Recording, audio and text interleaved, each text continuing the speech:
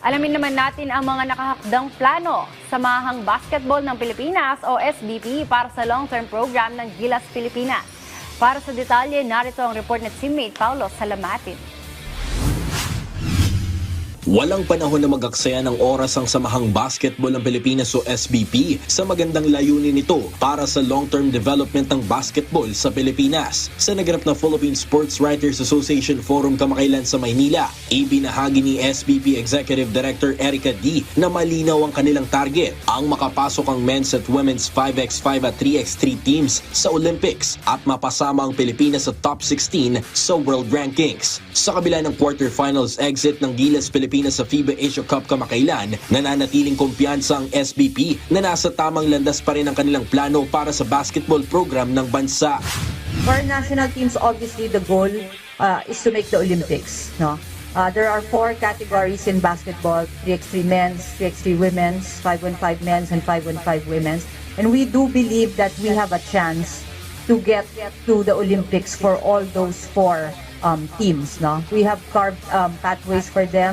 And even for our Gilas men, as disappointing as the previous tournament, the Asia Cup was, we're actually still in pace of our goal of making it to the Olympics. Because the World Cup qualifiers, that's where it starts, and that doesn't begin until November, December.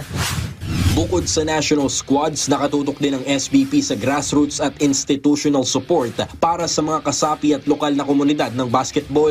Kabilang dito ang planong pakikipagkolaborasyon ng SBP sa Department of Education upang ipasok ang wastong basketball training sa lahat ng mga pampublikong paaralan sa buong bansa.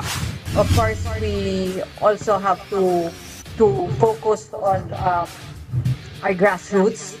That's why we hired Coach Norman as a grassroots head.